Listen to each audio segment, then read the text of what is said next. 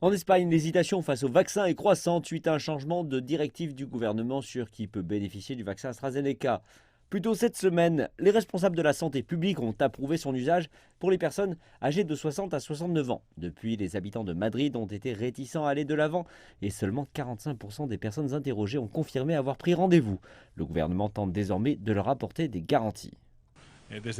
D'un point de vue politique, nos décisions seront toujours absolument basées sur des critères techniques et scientifiques pour garantir tout d'abord la vie de notre peuple et la santé publique de notre pays, et aussi garantir que le processus de vaccination est un succès. Auparavant, le problème en Espagne, comme dans une grande partie du reste de l'Europe, était le manque d'approvisionnement en vaccins. Les lignes d'approvisionnement ont maintenant augmenté. Le grand défi, maintenant, est de changer la perception du public sur la sécurité afin que le plus de personnes possible se fassent vacciner.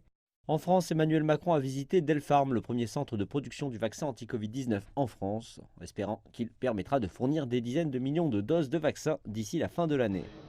Et donc ce que nous avons vu ce matin de manière très concrète pour nos concitoyens, ce sont ces doses du vaccin Pfizer-BioNTech qui sont ici produites et qui ensuite sont envoyées dans les centres de vaccination pour pouvoir être utilisées par nos concitoyens et qui sont aussi envoyées chez nos voisins européens.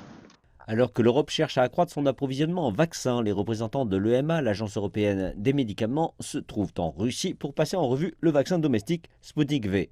Précédemment, un responsable du corps européen avait demandé la plus grande prudence pour une approbation au niveau national alors que la révision se poursuit. Dans le même temps, d'autres mauvaises nouvelles sont venues du vaccin anglo-suédois AstraZeneca après que Hong Kong a annoncé la suspension de son utilisation.